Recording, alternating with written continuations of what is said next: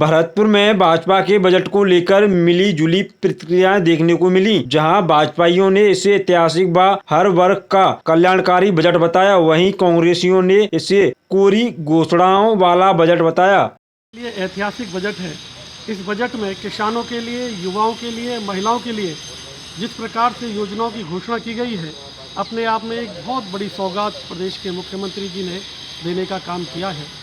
हम युवाओं की बात करें तो उन्होंने बजट में जिस प्रकार से युवाओं के लिए प्रावधान रखा है कि लगभग 1.25 करोड़ नौकरियां हम प्रतिवर्ष देंगे, उसके साथ ही उनको कौशल विकास के नाम से प्रशिक्षण दे करके आत्मनिर्भर बना करके प्रदेश के विकास की मुख्य धारा से जोड़ने का काम करेंगे।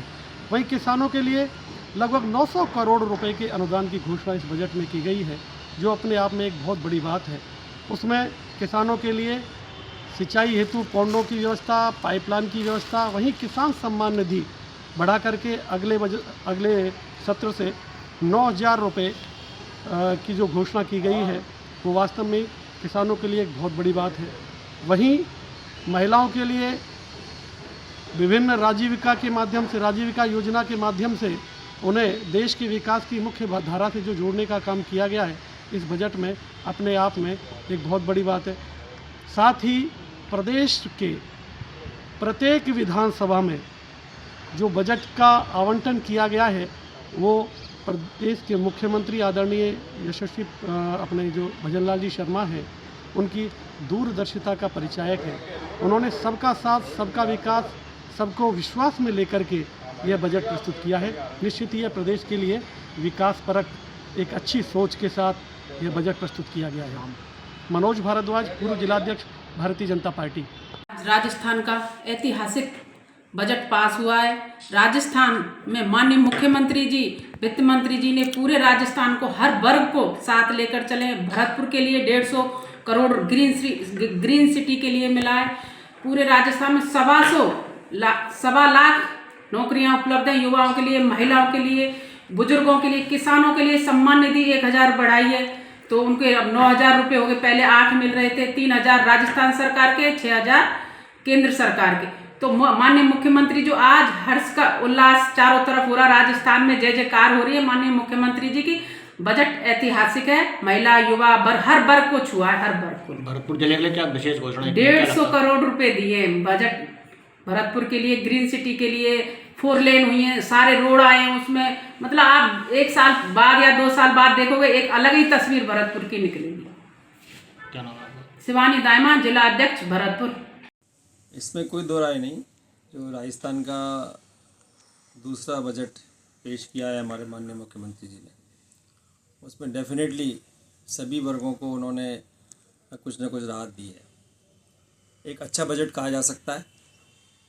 और अपन ख़ास तौर से भरतपुर की बात करें तो भरतपुर में विशेष तौर से जो एक चर्चाएं चली आ रही थी, पूर्व में भी उसकी काफ़ी तैयारी की गई थी।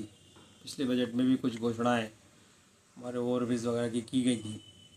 उनके साथ साथ अब ये दूसरे बजट में स्मार्ट सिटी के लिए भरतपुर को उसमें प्रस्तावित किया गया है।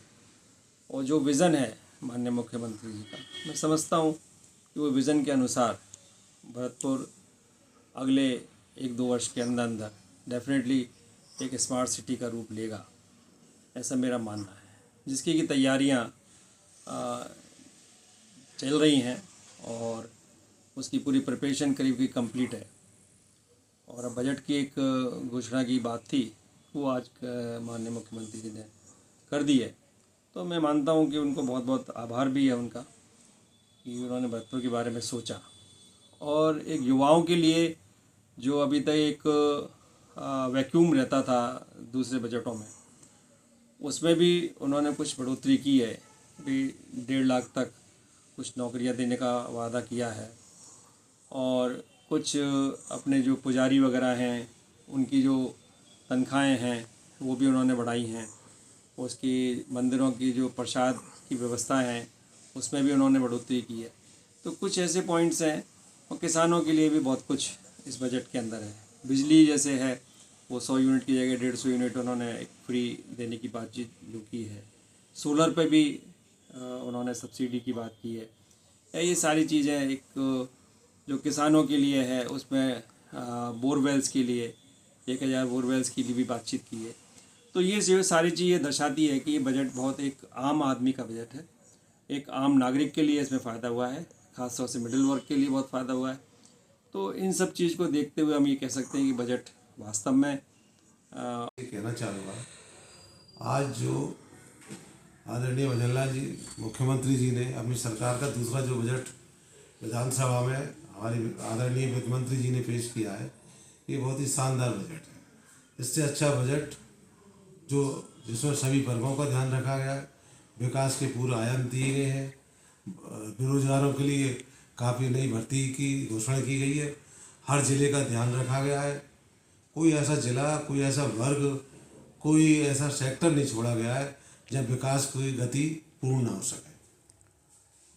साथ ही में जयपुर में भी जैसे मेट्रो का विस्तार हुआ है, जो एक आम जनता के लिए जो बिजली की ज़रूरत थी, जिसको 100 यूनिट से बढ़ाकर 150 यूनिट कर दिया गया है, ये भी एक बहुत ही स्वागत योग्य कदम है। जो राजस्थान की जनता माननीय भजनलाल जी की सरकार से जो उम्मीद कर रही है, उस पर ये बजट पूरी तरीक़ा से खरा उतरा है। भरतपुर के लिए भी घोषणा की, स्मार्ट भरतपुर सिटी के लिए जो विकास की घोषणा की है वो तो लाजवाब है। आज तक भरतपुर में इतनी घोषणाएं नहीं हुई, इतना बजट नहीं आया। आप देखना, अगर विकास की यही गति रही और रहेगी, हमें पूर्ण विश्वास है अपने मुख्यमंत्री जी पर। आप देखना 2 साल में भरतपुर कहाँ से कहाँ पहुँच जाएगा। वो दिन दूर नहीं जब जो लोग पहले भरतपुर आए थे और आज से 2 साल बाद भरतपुर आएंगे तो देख के चकाचौंध हो जाएंगे। वो सोचेंगे हम कोई मेट्रो सिटी में आ गए।